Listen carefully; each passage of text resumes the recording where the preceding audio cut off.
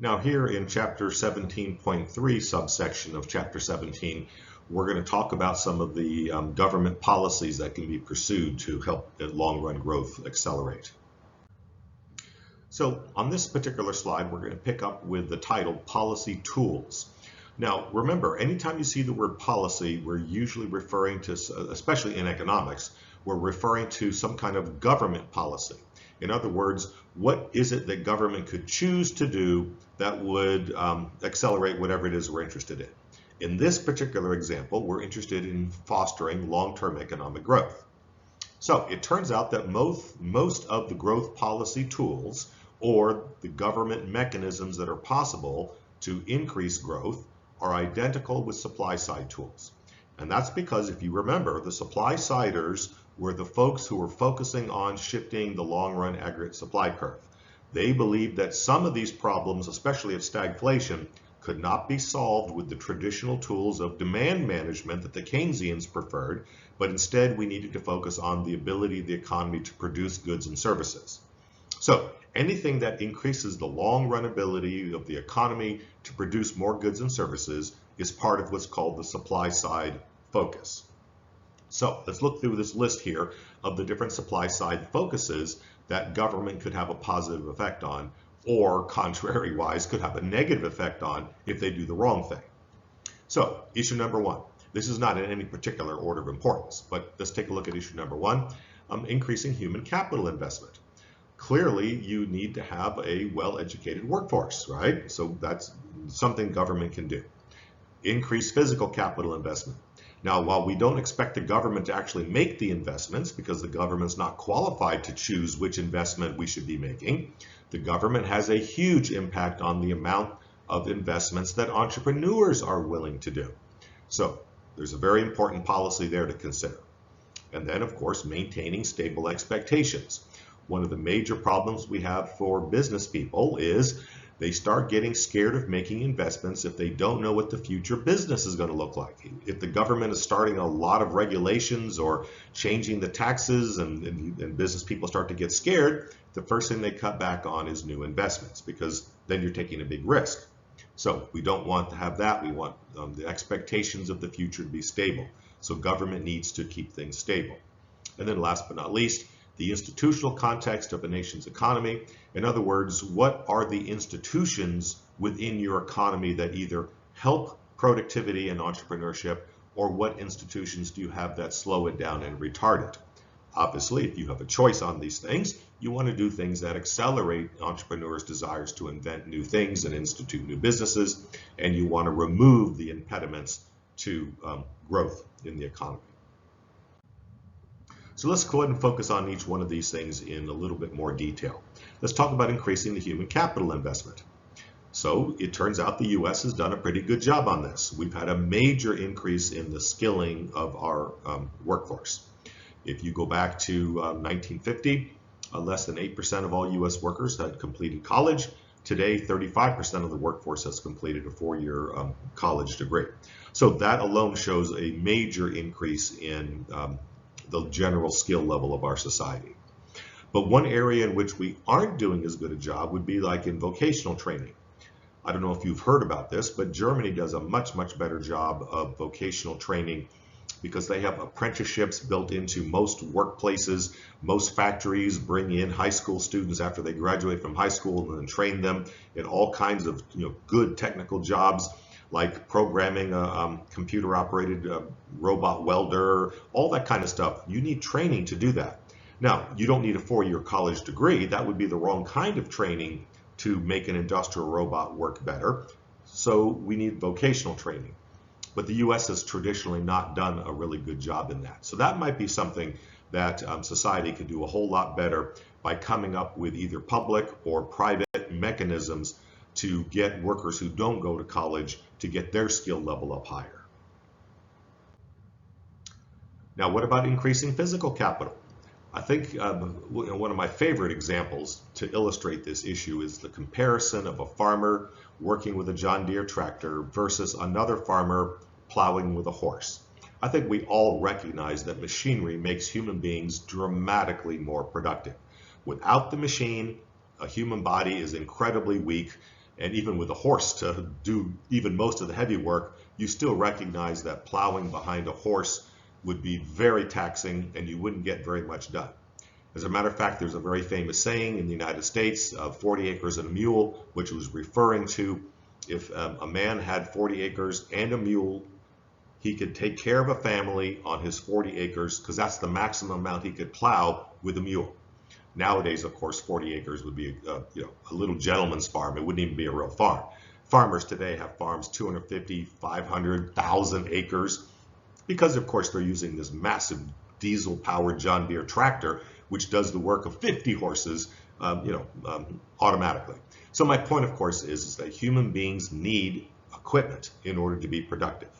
So anything that fosters increases in physical capital investment fosters worker productivity. So what kind of things can we do? Well, let's go down our list here. So we want to expand investment incentives, such as having faster depreciation schedules. That gives businesses the ability to write off the cost of their equipment faster, and so therefore it reduces their taxes, and therefore business people say, oh yes, I'd love to buy myself a new John Deere tractor. I'll be able to write off a big chunk of the cost. Tax credits for new investments. The government can easily accomplish this by giving business people a reason to buy new equipment, by letting them have a tax credit. For every $100,000 you invest in new equipment, the government will kick in $20,000. That might be an example. I just made that up. But the point I want you all to realize, if you knew as a business person that the government was going to give you a 20% tax credit for every new investment you do, for every $100,000 investment you do, you would be way more stimulated to make those investments, wouldn't you? And then what happens to your worker productivity when you start buying them machines to work with? Your workers will automatically increase their productivity dramatically. Lower business taxes in general. The lower the tax environment, the more businesses pay attention to business instead of trying to pay attention to hiring tax accountants to get around paying taxes. So any society that has generally low taxes generally has a better business environment. All other things held constant, of course. We could also expand savings incentives. It's not enough just to get business people to want to borrow money to buy new equipment. Someone has to save the money for the business people to borrow in the first place. How could we get people to be willing to save more money? Well, we could do all kinds of things. I mentioned in previous lectures, over time, the U.S. has invented things like 401k plans, IRAs, Roth IRAs. Those are all really good examples of incentive mechanisms to get people to think more seriously about saving and thereby filling the banks up with savings so that they can make loans to business people. So, all other things held constant, the more your society saves, the more it's able to invest. So, anything that gives a savings incentive would be a good thing for long-run economic growth. Expanding infrastructure development. I see it personally here in Atlanta on 285. They're doing the northern part of the northern arc from 75 to 85. The state of Georgia is doing major improvements on that 285, and I can already see the benefits because I drive that road pretty regularly, and I see already they've done some major improvements that make that road flow better.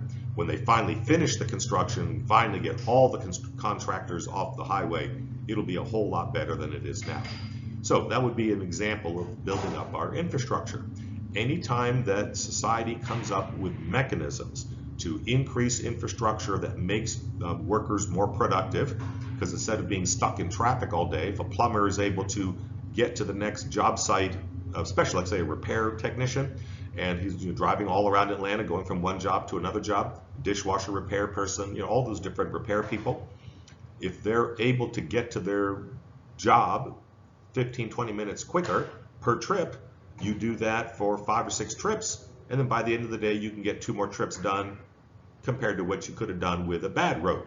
So right off the bat you could see that worker productivity will rise dramatically if we increase our infrastructure. And not only the roads, but the ports, to be able to get ships loaded and unloaded more quickly, increasing the cell phone tower technology, moving to the next generation of cell phones. I can't list them all, obviously, but we can all recognize that there's a tremendous amount of infrastructure that it lays like the groundwork for all of society. And if those things don't work well, or we don't have enough of them, it slows down the ability of the rest of society to advance. We definitely see this in a lot of third world nations where they don't have good infrastructure.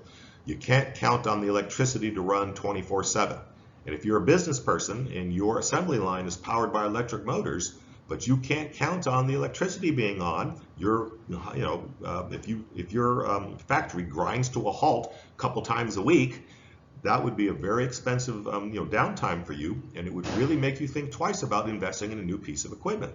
Whereas if you knew you could count on the electricity being on 24/7, you'd have no trouble saying, yes, let's buy some more equipment, we'll hook it up to the grid, and we'll increase our production. So that's our point here with infrastructure development. And then last but not least on this particular slide, returning to fiscal responsibility. We haven't talked about this much, but the US is going into debt every single year at the national level, at the federal level.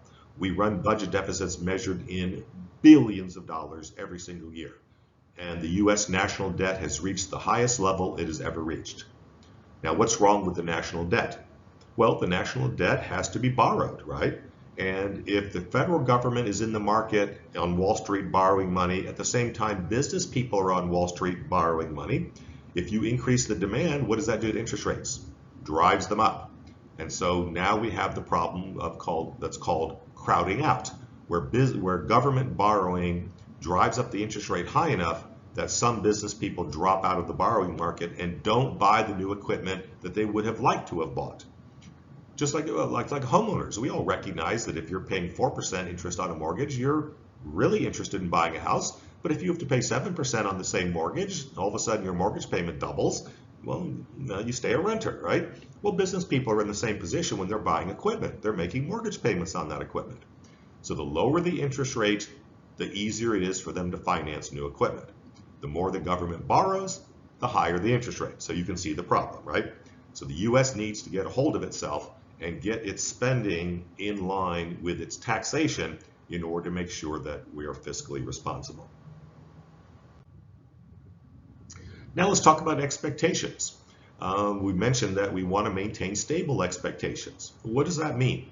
Well, let's take a look here at a couple of our things that might inhibit investment, such as increasing government regulation. If business people see politicians especially at the federal level, the major politicians talking about, we need to regulate this, we need new regulations on that, does that stimulate business people's desire to get involved in more investment, or does that slow them down?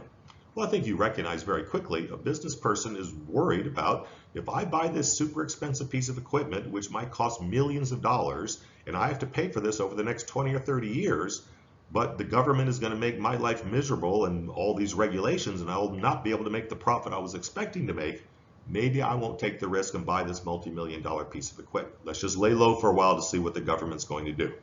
So anytime politicians start talking about making major revisions to either the tax code or to business regulation or whatever, it destabilizes business people's expectations and scares them in a way that they choose to cut back on the amount of investment they do. Now, that's happening here in a modern industrialized nation. How about in a country where the argument might be over, are we going to have a coup this year? And we'll have a new general take over from the last general. And then the new general is going to change all the rules. Well, as a business person, if you think the government that you finally figured out what they're going to do, and you're thinking about making an investment based on what the current government's going to do, but you fear that there's going to be a revolution or a coup or whatever, and all the rules will change in a year, you have a very strong reason not to make long-term investments. So of course that would be a much more dramatic example, but you can see why many poor nations stay poor, because people are not willing to take the risk to invest in those economies, because they're constantly scared that there'll be a major change in the political system, and that major change will change all the rules that business people understood before they made their investments. The inflation problem, and we spent a good bit of time talking about inflation. We recognize that increasing inflation does what to long-term interest rates? It drives them up. And that was because we know there's a difference between real interest rates and nominal interest rates. So if you're trying to earn a real rate of 4%, but the inflation rate is 7%, you would have to add the 7% inflation on top of the 4% and charge 11% just to make a real rate of 4%. Well, what do you think 11% interest would do to home buying? It would kill it, right? Well, the same thing would be true for business people. When interest rates get that high, trying to finance a new 18-wheeler, this becomes prohibitive. You can't make any money with the 18-wheeler. Everything you bring in revenue just simply goes to the bank on interest. So trucking companies would cut way back on the number of new trucks. And then we could go through other examples, but hope you get the point that when you have high inflation, you tend to drive up interest rates, and that scares away investment. So you don't want to do that. You want to maintain low, stable inflation rates.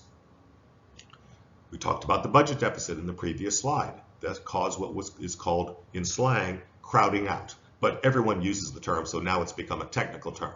And what crowding out refers to is the fact that the US government has the best credit rating in the world. So if you're an investor and you're thinking about buying a bond, and you're either thinking about buying it from a private corporation or buying it from the government, which one would you more likely go with? Well, you'll go with the government.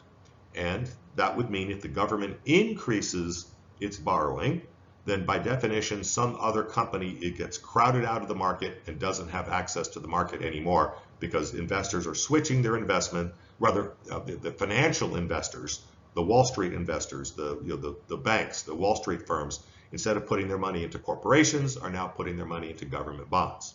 So government debt is not good for society long term because of this crowding out problem. And then last but not least, business people oftentimes become the butt of populist outcry. Evil business people need to pay higher taxes, and that kind of thinking, and especially when it gets implemented in law, discourages investment. As business people realize everything we make with the new 18-wheeler we buy will all just get taxed away from us. There's no point in taking the risk of buying the new equipment. That slows business investment down. So anytime we have unstable tax systems, unstable inflation rates, unstable government regulation levels, business people withdraw from making new investments. And as we see, a worker working without equipment, using my example of the horse-drawn plow versus the John Deere tractor-drawn plow, worker productivity just drops dramatically without investments in new equipment. So it's very crucial we understand that we want to maintain a stable economic environment.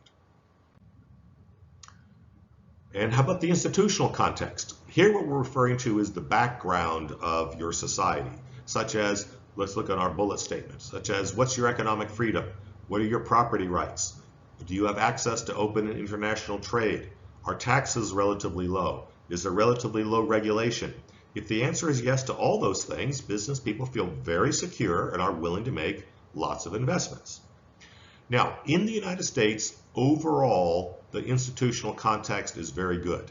The United States is recognized worldwide as a place, if you are a business person and you got serious bucks in your pocket, you come to the United States, make investments here, your investment is secure. Nobody's going to confiscate it from you.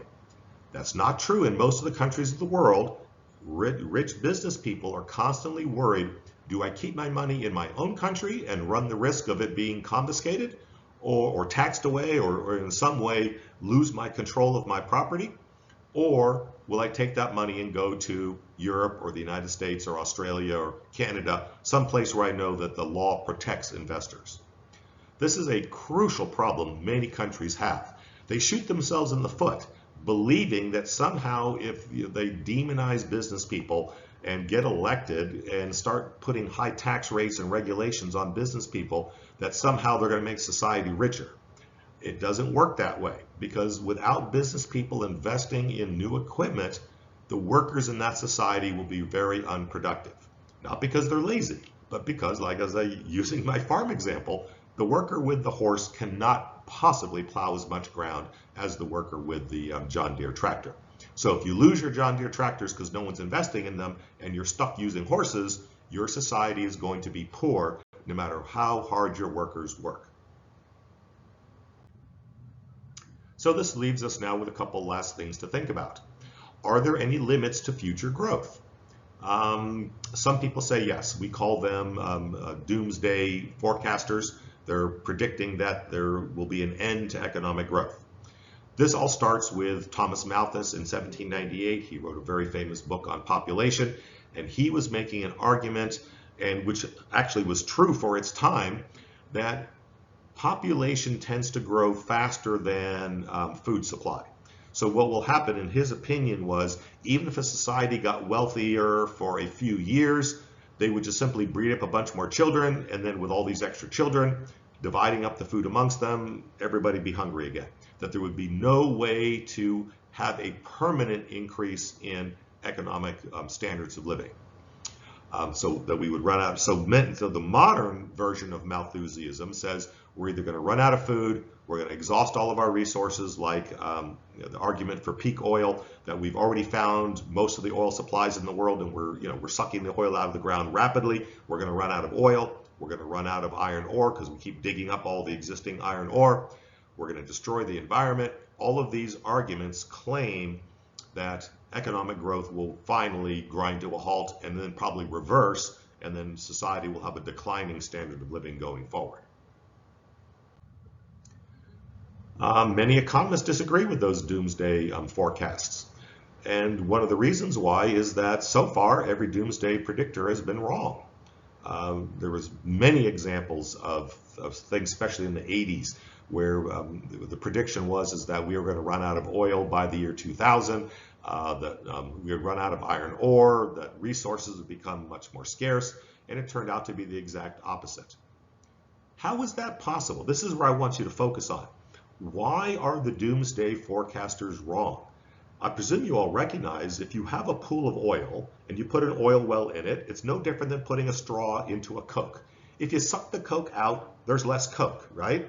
So why aren't we running out of oil? Do you realize we now produce more oil today than we did when I was in college? That's amazing. How is the US producing all this extra oil? It's because of change in technology.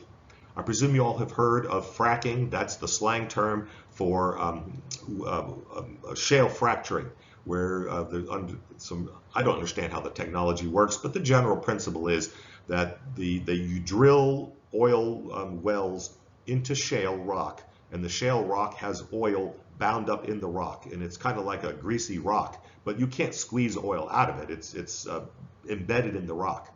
So what they do is they drill holes deep into the shale and then put a fluid under tremendous pressure and fracture the rock, so there's literally millions of little spider cracks all running through the rock, and then all the oil now can condense out of the rock, get into all the little fractures, and then kind of they work their way toward the main drilling hole, and then they can suck the oil out. So these rocks existed back in 1950, but there was no technology in 1950 that could get the oil out of those rocks. So those rocks just sat there until in the 2000s, oil drillers invented this new fracking technology, and they were able to get oil out that previously could not have been gotten to. So that's why the United States has actually increased its oil production when the doomsdayers are saying we're running out of oil. So it turns out that one of the ways that you solve the problems that the doomsdayers see is you invent new technology that leapfrogs the old problem. And the fracking technology would be an example of that. The old oil wells are like Cokes with the straw sucking the oil out. Eventually, they will run dry. There's no doubt about that. At some point, all the liquid oil stuff will simply run out. But since we've invented the fracking technology, there are literally millions of acres of this shale out in places like Montana and other states as well, where under the ground there are literally millions of acres of this kind of rock that is now drillable, that wasn't drillable under the previous technology. So we're not running out of oil, we actually are expanding oil capacity. So that would be one example out of, I can't go through every other one given the limited time we have, but just for you all to recognize that human ingenuity, which we call technology, invention, new technologies, keep leapfrogging the old technology in a way that makes resources more abundant and more available than they were before. And so it appears to be that the doomsdayers are wrong. Whether they'll be wrong forever, I don't know. Can technology constantly leapfrog the fact that we're running out of certain kinds of resources? And can we invent our way around that problem? as long as human ingenuity accelerates faster than the limits of the physical, the existing technology, then the answer is yes, we can continue to grow. But of course, I can't guarantee that we will always have more technology.